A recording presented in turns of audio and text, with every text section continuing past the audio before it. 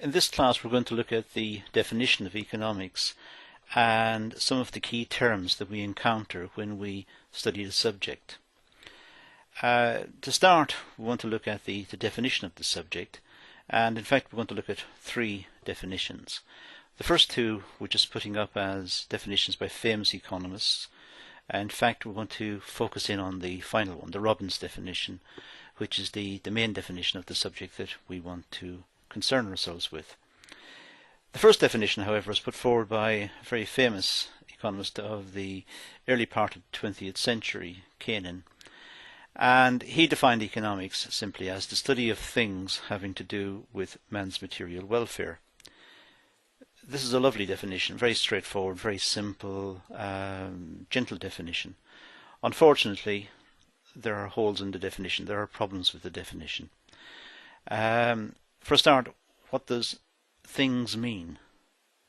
It's very indeterminate. Things doesn't make a lot of sense. And secondly, what is man's material welfare? What about non-material welfare? For example, our quality of life may be determined to a large extent by non-material factors such as art, music, cinema, sport. To many people these are important, and that is what's missing in the definition. Kenan was fixed on man's material welfare, but the immaterial, the non-material, may be very important to us. Marshall's definition, Alfred Marshall in the 1890s, this is one of the big names in the subject. Alfred Marshall is the father of economics. Virtually everything you do is related to Alfred Marshall. Marshall is the one who developed supply and demand analysis, gave us our understanding of how markets work. So Marshall is the really big name in the subject. And Marshall defined economics as the study of mankind in the ordinary business of life. Again, a very nice, very simple, very straightforward definition. Unfortunately, again, there are problems. What does ordinary business of life mean? Can't really be defined. It's too vague. It's nebulous. So we don't use it. The only reason we have Marshall's definition is because Marshall gave it to us, and Marshall is the great figure in economics. I suppose the most popular definition of the subject is a bit more sophisticated and a bit more long-winded, one that you should really come to terms with, and that is Robbins' definition. As you can see, it's a much more extensive definition of the subject. It says economics is a science which studies human behavior as a relationship between ends and scarce means which have alternative uses. Much more sophisticated than the previous two. In fact, this definition is full of meaningful terms that we should study and understand if we're going to have a better understanding of economics. These terms can be isolated from the definition. We could do it simply by highlighting the terms. So we have economics, science. We need to know what a science is. Human behavior. We're studying people. We're not studying penguins. Ends. Ends or wants. Scarce means. And alternative uses. Now, in a class of this length, we can't deal with all of these in great detail, so there'll have to be subsequent classes to look at each of these in more depth. But for the purpose of this exercise, we can run across roughly what's meant by each of these terms, and this is what will take the rest of the video. We will look at what's meant by each of the terms from the Robbins definition. So let's start, and we'll start by looking at science and what's meant by science. First of all, the type of economics that we deal with is called neoclassical economics. This is the type of economics that's taught at most universities throughout the world. Neoclassical economics uses mathematical techniques to analyze economic relationships. So we try to cast the economic problem, the economic relationship, into mathematics. We apply mathematical techniques, which gives us a solution, and we can then use this to make predictions about the future or whatever we're attempting to do. So we attempt to use what's known as the scientific method. Let's have a look at the scientific method, and this may get a little abstract, but let's go through it anyway. It's very important that we understand what we mean by the scientific method. For a start, we deal with a relationship between variables. Let's say two variables. We postulate a relationship. We state a relationship. Something is causing something else. A is causing B. And natural scientists, people in laboratories, do the same thing. Something is causing something else. And if they can perform the experiment and repeat the experiment over and over, eventually they will build up some insight into what's causing what. So we have a relationship between two variables. Then we collect some data. We make observations, or we do something. We collect some data. Having got the data, we analyze the data to determine the relationship. And if we can do this over and over and over, this process may lead to generalizations. So we say, well, every time something happens, something else will happen, because we've observed it so many times. We've got some idea of the relationship between the two variables. We've collected the data. We've made the observations. We've done the analysis. Why is something causing something else? And now we can generalize. And that's how we get a theory. Let's take an example. Let's take one from economics. Okay, every time the price of petrol rises, less petrol is sold. Now, let's say that the price of petrol has just increased. Okay, therefore, less petrol will be sold. That's straightforward. Every time the price of petrol rises, less petrol will be sold. The price of petrol has just increased. Therefore, less petrol will be sold. Okay, let's go back to the first statement, the first part of that statement. The first part of the statement is every time the price of petrol rises, less petrol is sold. Why every time? Where did every time come from? How do we know it'll apply in 100 years' time? How do we know it will happen every time? That's the problem. Can we see the future? Can we look into the future? Can we make predictions that are absolutely robust and will hold in all time and space? That's a big statement. The approach that science uses is sometimes known as the inductive method. This is very controversial in philosophy. Many philosophers almost object to this and say, well, it's soothsaying, it's witchcraft, it's trying to look into the future, there are many criticisms and so on, and we can never absolutely be sure of anything. But let's leave that debate behind us. We're not doing philosophy. So let's just say we're going to use the inductive method. And there are steps in using the inductive method. I suppose the most basic principle here is the principle of enumeration. This means we can count up the observations. We can observe something, and if we can observe it many times, and the same thing happens every time, we start to have confidence. Every time it happens, something else happens, therefore. So what we do is we make observations. For example, let's just move away from economics for our example. Let's just say we observe the characteristics of swans. Swans being a famous example in philosophy. Let's say we observe the characteristics of swans. Now, we go for some sort of generalization about swans. Well, the generalization is that all swans are white. How do we know all swans are white? Because we've always observed swans, and swans have always been white. So, we've generalized. All swans are white. We have induced it. We've induced it from our observations. Let's do this with symbols. A little bit more abstract, but let's just establish the principle here. We say that all A is B. All swans are white. Every time the price of petrol rises, less petrol is sold. All A is B. So, the example, every time the price of petrol rises, less petrol is sold. Let's stick with that example. Now, here we've got two parts to the statement. We've got the price of petrol, and we have less petrol is sold. In fact, we've got three parts to the statement. We've got every time, that's like all. The price of petrol rises, that could be A, and less petrol is sold is B. So we have our statement equivalent to our A, B's, and so on. Now let's go back. All A is B. Now if we're told A is true, therefore we can say, well, B. In logic, this is known as the major premise, the minor premise, and the conclusion.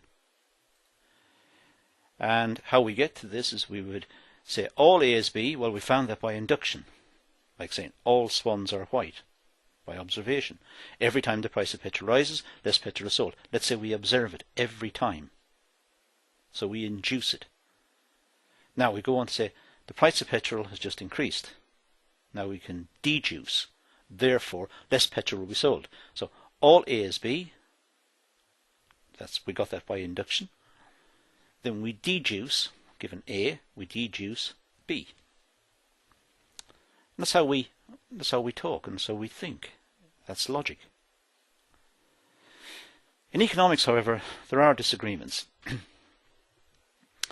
The disagreements are mostly caused by language and by, I suppose, confusion in thought. And really there are two types of statement we need to be careful about. The first type is what we call positive statements. These are testable statements. We can test it. I'll give you an example. All old age pensioners receive a pension bonus of £1,000 every Christmas. That's a positive statement. We can test it. We can test it by looking at the facts. As it turns out, that's not true. It's a false statement. It's false but positive. The statement is positive. And it's positive because it may be tested. Any statement that can be tested against facts is a positive statement. The alternative to positive statements are what's known as normative statements. These can't be tested. The government ought to do something about road congestion. Usually normative statements include words like ought or should. So let's say you say the government ought to do something about road congestion. I could disagree. I could say no, it shouldn't. It's up to the motorist. If the motorist wants to go and sit in a queue on the motorway in a traffic jam, that's the motorist's business. It's not my business. I shouldn't have to do anything about it. I shouldn't have to pay a tax to improve the roads. You could disagree with me. We could have an argument over it. I suppose that's the nature of politics. Normative statements, that's what we use in politics. So, when we normally see the word ought or should, or we can insert implicitly the word ought or should into a statement, it's a normative statement. It can't be tested. It's just your opinion versus somebody else's opinion, or my opinion. So, normative statements are statements of opinion. They don't go anywhere. They're just what we want to see. They're aspirational. Let's go back to Robbins' definition. It says that economics is a science which studies human behavior. Well, yeah. We study human behavior because it is a social science. We contrast the social sciences, of course, with the natural sciences. Natural sciences are composed of such disciplines as physics, biology, chemistry, astronomy, and so on. In the social sciences, relationships are very complex. We're dealing with people. And people have peculiar psychological and cultural backgrounds that make them all different, and we have too many variables to account for, and the variables are changing rapidly because of different forces in society. So in the social sciences, we have very complex relationships. In general, there are more variables to be taken into account in the social sciences than in the natural sciences. So maybe that's why economists and sociologists and so on, we get it wrong quite a lot of the time because there are so many variables. It's not that the approach is wrong, perhaps it's just simply because of the complexity of the problem. The subject matter in the social sciences, man, humankind, we are more complex than objects in the natural sciences. In fact, we don't like to be predictable. If we're told we're predictable, it's almost a term of insult. We want to change our opinions and the way we are. We want to change our style of living. We don't want to be predictable. So the whole problem of predictability almost arises from having to deal with mankind. There are some economists, the Austrians, for example. These are not economists from Austria. They originally started in Austria back in the 1870s, but nowadays the term Austrian economist just applies to people of a certain approach to economics, who believe in a certain approach to economics. The Austrians, they don't see the application of mathematics or science to economics as appropriate. They adamantly object to this.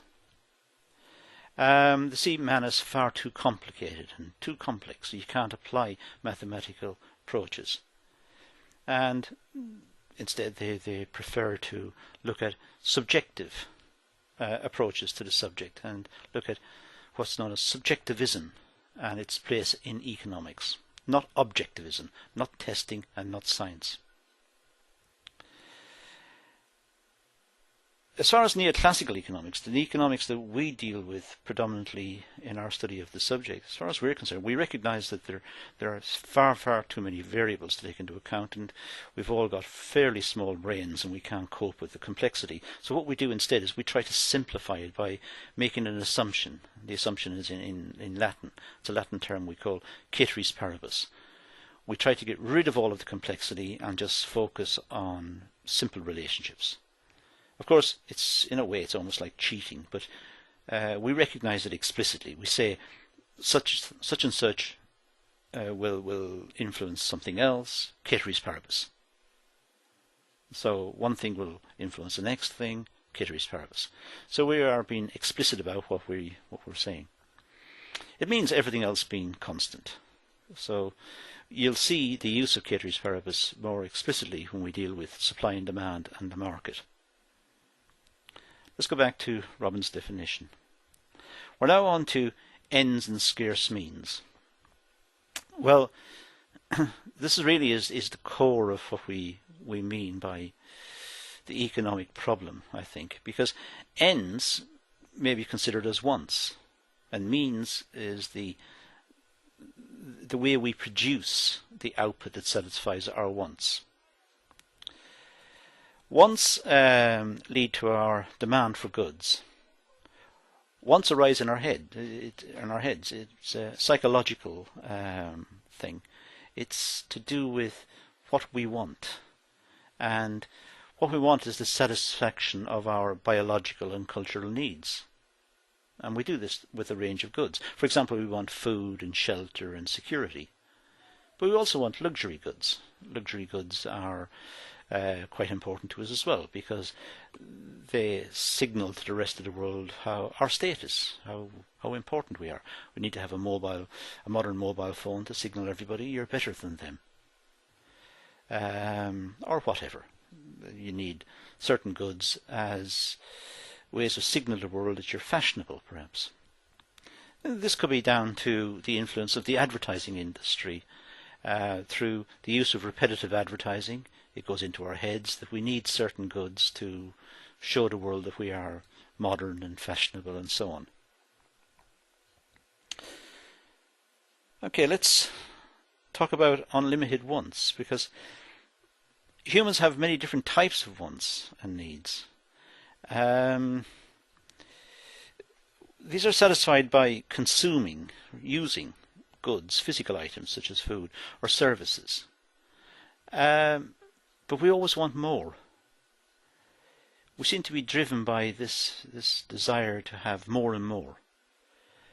And maybe it's a peculiarity of of mankind.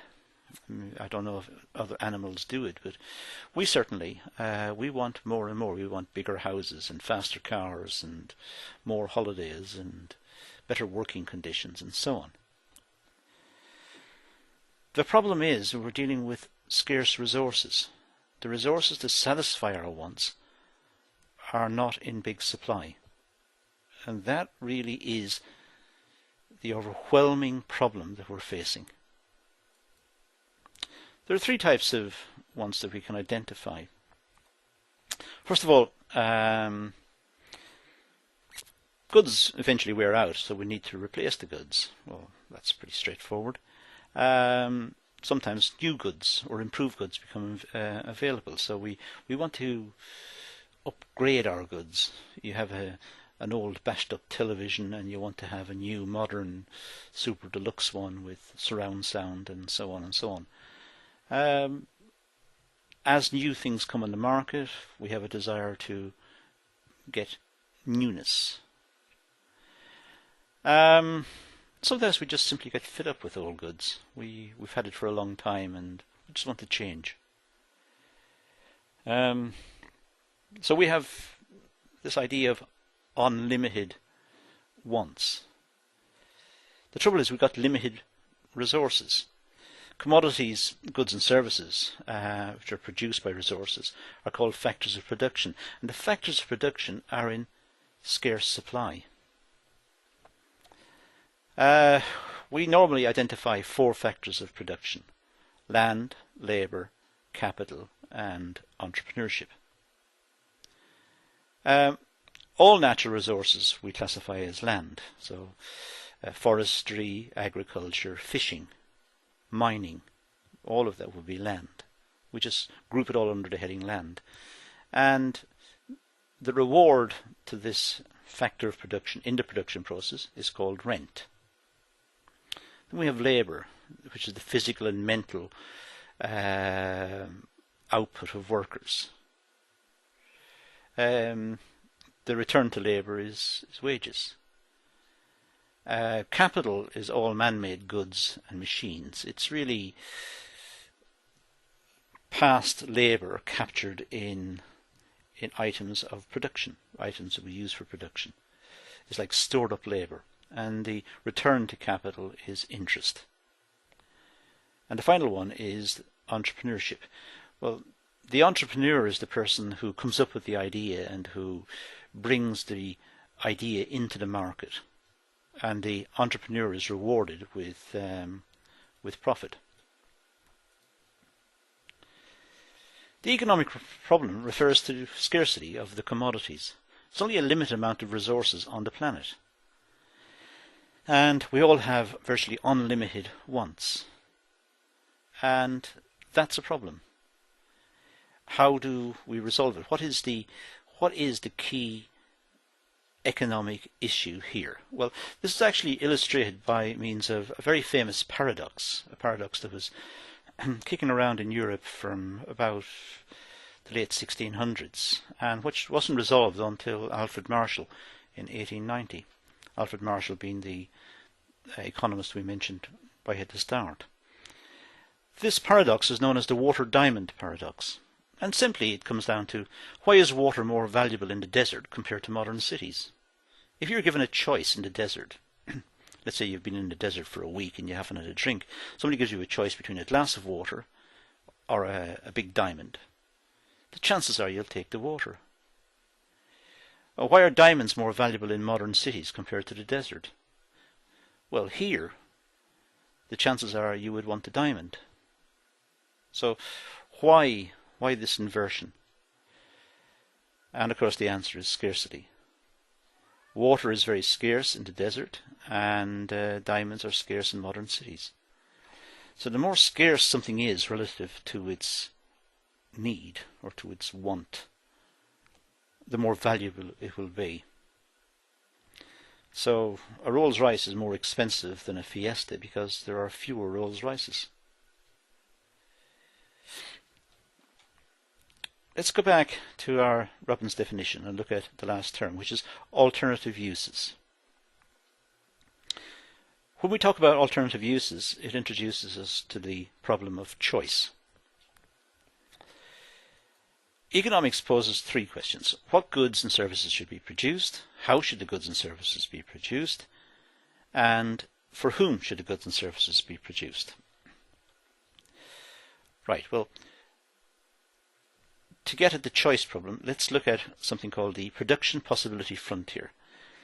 This is a curve. It's a diagram. It's a curve which shows the maximum outputs, the most efficient outputs from the combination of the factors of production. The most efficient outputs. Let's look at a table which will illustrate it. This is a table which relates the production of guns to the production of butter. Actually, this is a very famous example given back in the 1940s by a very famous American economist called Paul Samuelson. And it's actually based on a very famous speech in Germany in the lead up to the Second World War, in which the German people were given a choice between having guns or butter. Butter means all consumer goods. It didn't literally mean butter. So,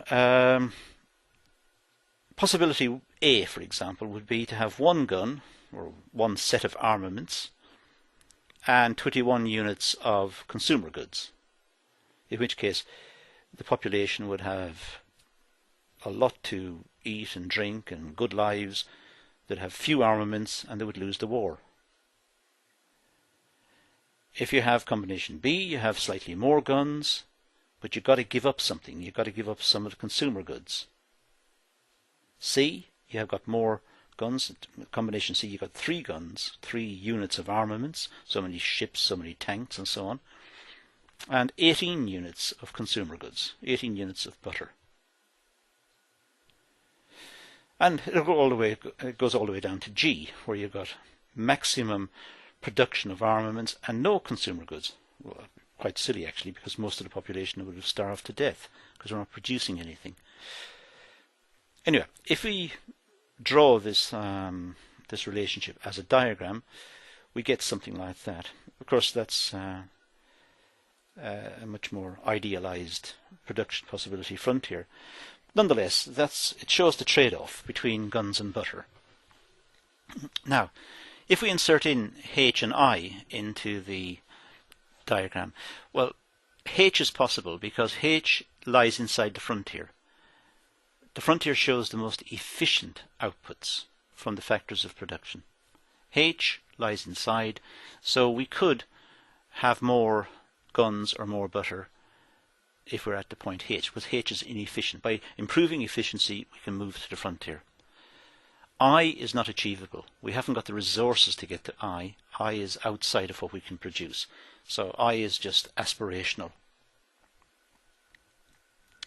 Let's concentrate on H. If we look at H, if we just insert in some measurements here. Let's say we put in B1 units of butter and G0 units of guns. Now that will give us the point H. H is defined by G0, B1. But at B1, if we keep the amount of butter constant, we could have produced G1 of guns. So by improving efficiency, we could have got more guns. I can do the same with the diagram for more butter if I wanted to, but leave that for you to play around with. Here's the point D. We've got 4 guns, 15 units of butter. Here's the point C. We've got 3 guns, 18 units of butter. So to get one more gun, to move from C to D, to move from one more gun, from 3 to 4, we'd have to give up 3 units of butter. We have to move from 18 to 15. So the cost of the extra gun is 3 units of butter in this case.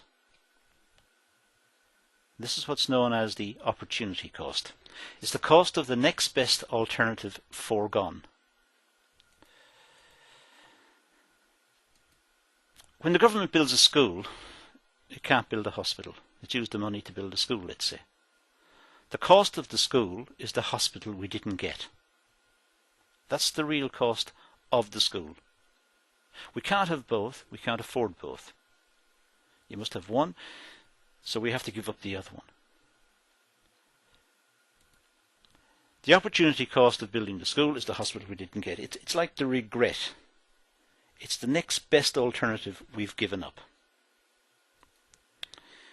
Let's go back to the production possibility frontier. The opportunity cost of the fourth gun is 3 units of butter that we had to give up. That is the opportunity cost. We increased the number of guns, we got to decrease the amount of butter. There's a trade-off. Okay, that introduces us to the Robbins definition. This will be padded out more as we cover more economics in the introductory classes.